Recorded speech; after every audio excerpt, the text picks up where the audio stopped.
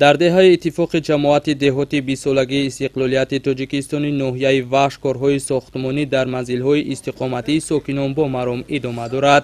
аз рафти корҳои сохтмонӣ роҳбарияти мақомоти иҷроияи ҳокимияти давлатии вилоят дидан намуда бо сохтмончиёну ҳашарчиён ва мардум ҳамсӯҳбат шуда маслиҳатҳои муфид доданд.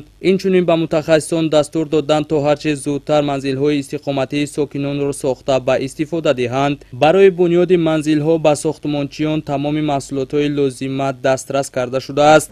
масъулон метавонанд бо истифода аз масолеҳи сохтмонӣ аз қабили хишт, тахта, семент ва арматура ва дигар лавозимот корро дар ин самт хубтар ба роҳ монанд. дар деҳаи иттифоқ бо кӯмаку дастгирии шаҳру навоҳӣ, ташкилоту идораҳо ва дигар сохторҳо корҳои сохтмонӣ бо маром идома дошта та курсии хонаҳо ба итмом расида ба бардоштани деворҳо оғоз намудаанд.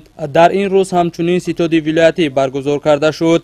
дар ситод раиси вилоят ба масъулину фаъолон дастур доданд ки сохтмончиёну ҳашарчиён бо хӯроки гарм таъмин гардида корро ба таври шабонарӯзӣ ба роҳ монанд ва дар муҳлатҳои муайяншуда сохтмони хонаҳоро ба анҷом расонанд.